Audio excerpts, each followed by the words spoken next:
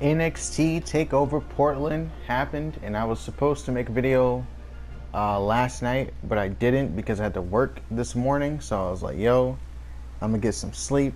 Fuck that, you know what I mean? I'm not gonna be really tired at work. That's what pays the bills around here, okay? So anyways, I liked NXT Takeover Portland. I think it was better than I think the last two, maybe three takeovers. Probably one of the best. I really liked it. You know, I didn't get all the predictions correct, and we'll talk about those matches one by one.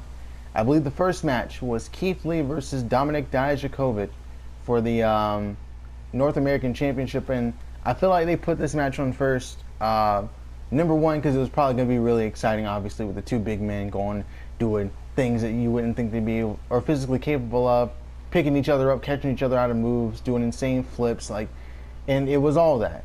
It was very physical, and I think the storytelling was quite good. The weird thing for me, only weird thing, I think what they wanted to do, and I'm not 100% on this, I thought Dominik was supposed to go for the Feast Your Eyes into the knee, and Lee was going to flip and catch it, and then turn it into the Spirit Bomb and beat him after he hit him with it for a second time. But I guess not. I don't know. Anyways, the match continued on from there, so, you know, that's most likely wrong. It was really cool, though. I liked it. I don't know. It was just good. There's nothing really to say about it. It was just really good. I guess you could say that it was probably the most predictable match on the card because Keith Lee just won the title. And, I mean, unless they were going to do a back and forth between the two, it would have been kind of weird for Keith to just win the title and then immediately lose it to Dominik. But now what I'm wondering is who's going to take the title from Lee? Like, who is he going to face? Is he going to face Roderick Strong and Velveteen, which would be really cool, a really cool triple threat, but I don't think that's going to happen. It's probably going to be someone else. It might be Damian Priest or Cameron Grimes that goes for the championship next. That's my prediction. I mean, those are two characters that they've been building up for a bit, and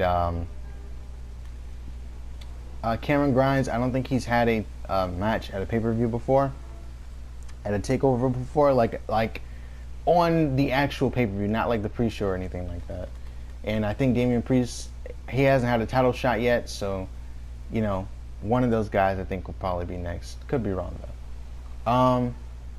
We move on. I think the next match was actually the street fight, if I'm remembering correctly. Yes.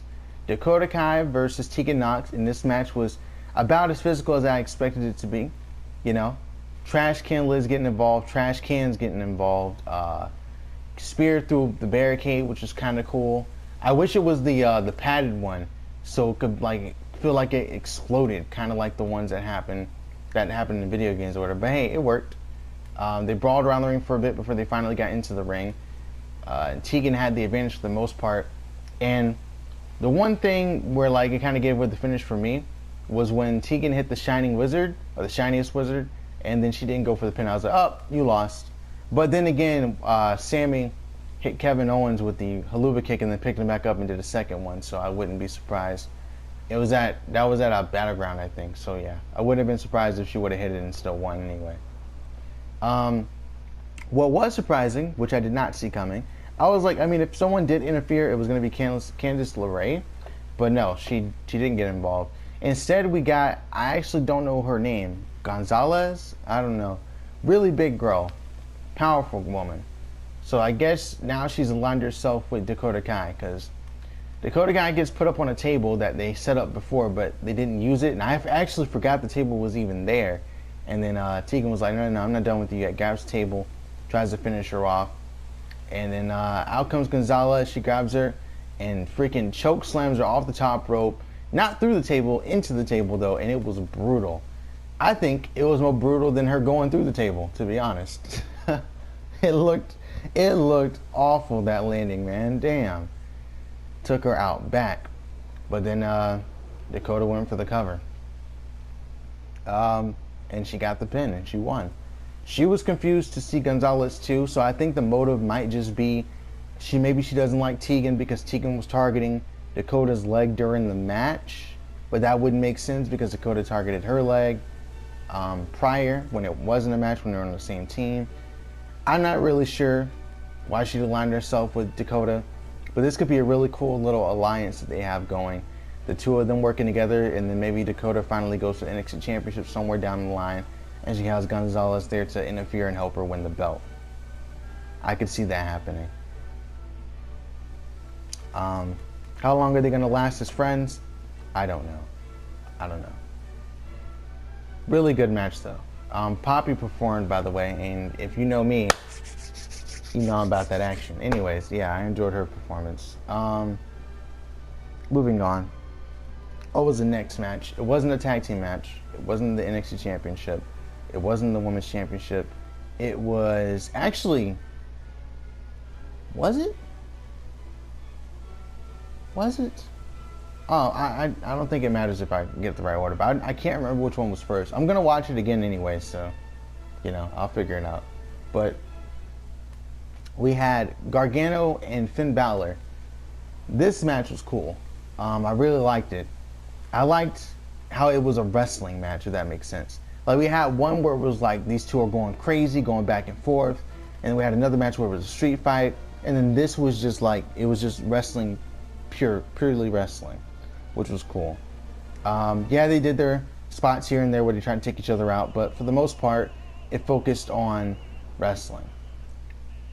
You know, we saw Indian Deathlock from freaking Finn Balor trying to focus on the legs of Johnny, and it didn't last for too long, him focusing on the legs, because I guess it didn't do enough damage. That, or I don't know, Johnny maybe forgot to sell it. I don't think he would forget. I think it was just like he was fired up, working off of adrenaline. Occasionally he sold it here and there, but I thought it was going to be like a major focus when Finn started targeting it. I thought it was going to be like something huge.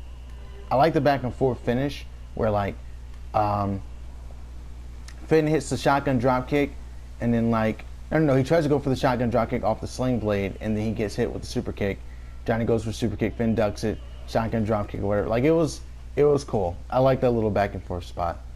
I like that Finn got caught in the Gargano escape twice in a row, because then it really seemed like he was going to tap out, but he didn't, which I thought was cool. It was a nice little setup. In the end, though, Finn Balor hit the coup de grace, and when he hit it, I was like, well, he better not kick out. And then he didn't go for the pin. And I was like, okay. So he's going to lose because he's not going for the pin. Picks him up, 1916, drops him square on his head, straight into a pin, and he wins. So I guess Finn will go for the NXT Championship next against Adam Cole. I mean, that's all I can think of that he would do right now. Right now, I don't see anyone else who would be in line for that. I don't know if they're going to have a match at NXT TV or if it's going to be at NXT Takeover Tampa. But I guess we'll have to wait and see. I assume it will be at Takeover Tampa. That makes sense to me. Finn is still the longest reigning champ. I don't know where Adam Cole's reign is now, but we'll see. So by this point, I had gotten all the predictions correct as for like who I thought was going to win. But how they won is where I was like a little bit off. Then we get into the Women's Championship match. Or was it? Or was this a tag team match? I'm still confused. I think it might have been the Women's Championship. So Rhea Ripley versus Bianca Belair, and I thought Bianca was going to win because I thought they were going to try to build like 2 stars at once. And I thought that with Bianca winning, and, you know, it'll be like, oh, Rhea was looking through her or whatever, and then now she loses the belt. And now Charlotte wants to face Bianca, but then Rhea's trying to get her rematch, and then she finally gets a triple threat. So she has something to fight for. Charlotte has something to fight for her lineage, and Bianca has something to fight with proving herself as a dominant and formidable threat in NXT. Didn't happen. Good match, though, regardless. I still like the match. It was a really cool spot where, like, Bianca hit this nasty spear, which was cool. They were slapping each other back and forth, and then Bianca hit her in the face or hit her in the side with her hair, which was cool. We hadn't seen that in a minute, so when she did it, everyone was like, oh, we know what she's going to do, and then she finally did it. It was like, oh, hey, nice. Bianca powerbombed herself on the floor. She went for a tope, and she did it right. It's just like the landing looked like she got powerbombed on the floor, at least to me. But it was still cool. Rhea did her like submission and was slapping Bianca on the ass. I don't know what that was about, but that was funny. Um, it ended with one finisher, which is what I was anticipating, and I was like, okay, well, you can't be kicking out of a freaking sit out burning hammer, and then to protect Rhea's finisher, you can't be kicking out of that if she's supposed to be going to WrestleMania to face Charlotte, right? So Rhea pulled Belair off the top rope into the ripcord bomb, and I was like, okay, look at you, ripcord, or no, the riptide, the pump handle bomb is what it's called, but it was sick, the riptide, and she won with that, and I was like, okay, Rhea Ripley wins, but immediately after, here comes Charlotte, drops her, and she says, I accept your challenge or whatever. Now, my question here is, what does Bianca do now? How is it going to go with Charlotte? Is she going to be on NXT a lot more? Is she going to face Bianca and put her spot on the line and beat Bianca too? And then, they'll face each other or her and Charlotte and Rhea will face each other at WrestleMania? Because Charlotte not only attacked Rhea, she attacked Bianca as well. And Bianca's not going to just take that attack and then just leave it alone. She's not. Clearly, that's not going to happen. Unless she's, injured from the attack or something. That was a way to take off TV. But nothing really happened. She just got thrown into the steps, right? So, and Charlotte could have just easily just left Bianca out of it, but she didn't. So now Bianca's probably going to stay involved, at least for a little bit. Maybe not the championship match at Mania, but for a little bit she'll probably be involved. Tag team match. I didn't like the start to this match, but that's okay. It was Matt Riddle and Pete Dunne coming out on the, what was it? They were on the golf cart with the trophy. And they were like, how much fish could Bobby Fish fry if Bobby Fish could fry fish? And they were singing it. And it was funny the first time, but then when they did it again, it was kind of like, I don't care for this, you know what I mean? But I liked it. It was mind games. So the Arrow tried to run out there and fight him, and that didn't really work out. They tried to take him head on. Didn't work out. And when it started, I was like, it seems like Pete or Matt Riddle will probably turn on one or the other, at some point. And I was thinking it was going to be Pete. That was my prediction. And then they were going to lose the championship match. But they ended up winning. There were a lot of spots where it seemed like, oh, well, they keep colliding with each other, so maybe they're not going to work together, right? They're not going to be a team. But it didn't work. They ended up being able to work through it or whatever, ignoring it, which I thought was cool. I mean, they're two tough guys, so I'm not surprised that we collided or whatever and we're just going to ignore it, because the Undisputed Era have collided on multiple occasions. They haven't turned on each other, you know what I mean? And you're trying to build Pete Dunne and Matt Riddle as a friendship, so I don't think, it would have been weird if they turned on each other, so it would have seemed really forced. We're going to put this team together just to break them up, you know what I mean? Now that I think about it in hindsight is 2020, but it was a good match still. I still liked it. In the end, though, it was they hit the high-low combo, I think. And this was after, I think, Riddle or Pete Dunne collided with the other. So it was oh, this is it. And then it wasn't. And then they had this huge comeback. And then they hit their finisher, which is a bro to sleep and Enziguri combo. And I was like, okay, that'll do it. And they won. And we have new tag team champions. This is the first time we had a team that wasn't really a team win the tag belts in NXT. So that's cool. I think it is. I might be wrong. I might be forgetting someone. Either way, neither here nor there. Good match. And I guess they're going to face the Era again at WrestleMania, maybe? I don't know. Now that I'm thinking about it, I feel like all the Undisputed Era are going to be in championship matches. So that would make sense for Roddy and Velveteen to both be in the championship match for the North American Championship. Maybe they'll do another ladder match, which I think will be cool. They might not, but if they do, I'm about that. Get Damian Priest, Cameron Grimes, Kushida, maybe.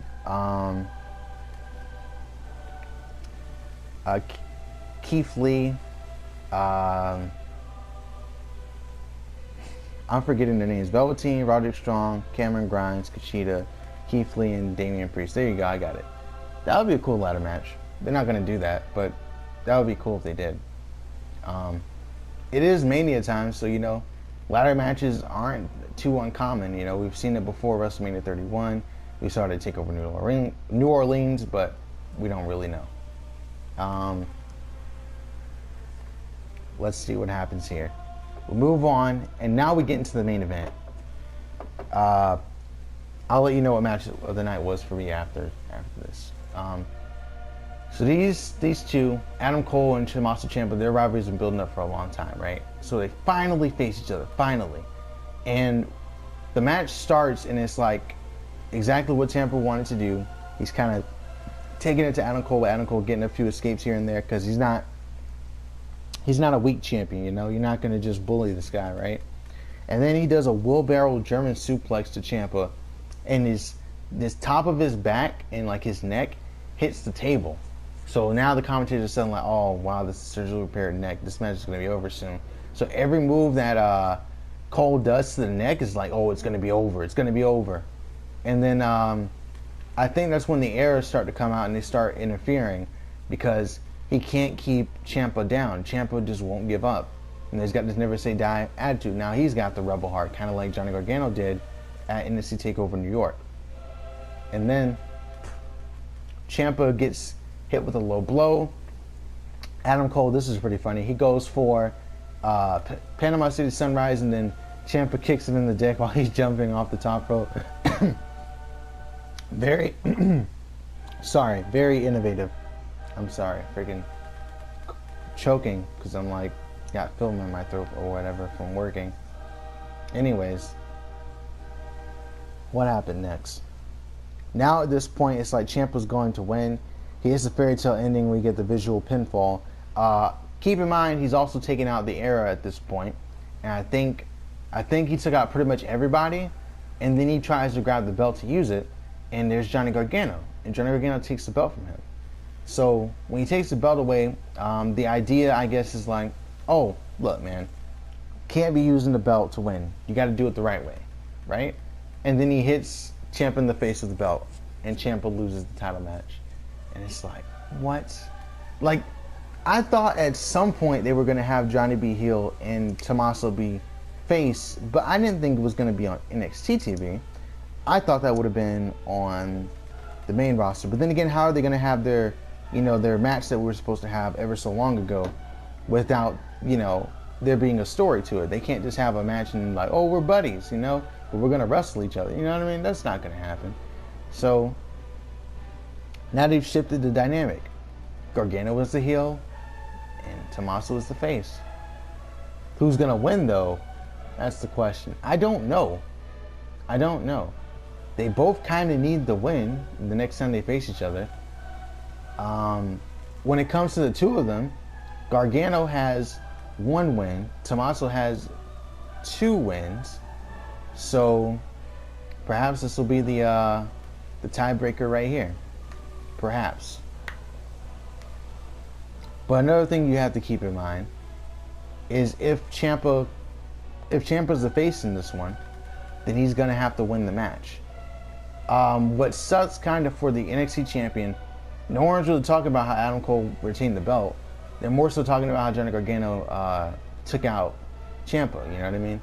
But at least this gives us a story to be invested into for the next episode of NXT, aside from Lio Rush versus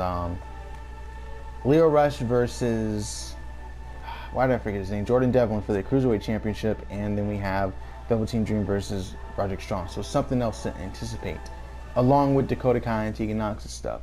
Now, I'm hoping some of the things didn't overshadow each other. That's kind of what would suck. But I'm going to watch it again, so it won't feel like that way for me. But maybe it'll feel that way for other people, because like the last thing you remember is Gargano costing Ciampa the match, and there's like other stuff that happened too, but you kind of forget because of what happened with the main event. Granted, it is the main event, but hey, this could be fun. This could be fun. All the stuff that happened, there's so many things that could happen from this. It's like, so what did the Broserweights do? They just beat the Undisputed Era. Are they going to face them again, or are they going to face a different team, right? Or what kind of match are they going to have, Is Pete Dunne or Matt Riddle going to turn each other to lose the belts? Okay. Why is Dakota Kai working with Gonzalez now? What's her motive? Rhea going to face Charlotte now. What is Bianca going to do now that Charlotte's attacked her after the match? What is Rhea going to do leading up to the pay-per-view? She probably won't defend the championship so she can secure her matchup or whatever. So what is Charlotte going to do in the meantime? Just going to talk trash back and forth? And then you got Finn Balor. He's going to go for the championship now. Okay, that's cool. Who's next to face Keith Lee? There's a lot of things in the air, and that's why this was good, right? Like, despite any of the results, maybe someone you wanted to win didn't win. Maybe someone you thought should have won didn't win or whatever, you know what I mean? Or maybe you thought this match wasn't as good as it could have been because of this thing happening. But it still leaves things up in the air. And I like that. Everything's open-ended. But that's all I have to say about this. Oh yeah, match of the night. Match of the night. I mean, I guess my favorite match. I